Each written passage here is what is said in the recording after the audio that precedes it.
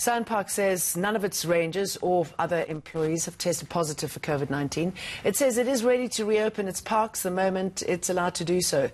Gerhard Pretorius was in the Kruger National Park this weekend to monitor the impact of the lockdown there. Animals in the Kruger National Park are behaving differently now that there are no visitors to the park. That's according to SANParks, which says the animals are enjoying more freedom. It also boasts that its employees are working under safe conditions. We do communicate with our employees in terms of how they could keep themselves safe. We have employees that are based in various parks, and they are really keeping social distancing and all those kind of things, observing all the protocols that are in place. So we are quite excited that we have not reached a stage where we would be reporting on any employee that has tested positive, and hope that that could last us until this whole thing is over. SANParks is anxious to reopen national parks as soon as possible, but there's no indication when this could happen.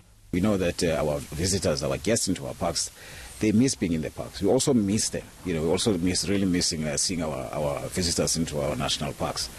But we will remain hopeful that quite soon, at whatever level, as is advised by government, we are ready. If we are told tomorrow that you are open. It's been facing a few other challenges at the Table Mountain National Park, though. We know that our rangers in that particular area have actually had their hands full, or residents that are in fact living in that particular area have been trying to get into Table Mountain, and saying that because they live within the 5-kilometer radius that is allowed by government. But unfortunately, as a tourism related service, we remain locked down.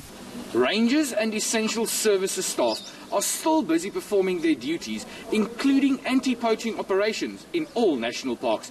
Gerhard Pretorius, Kruger National Park.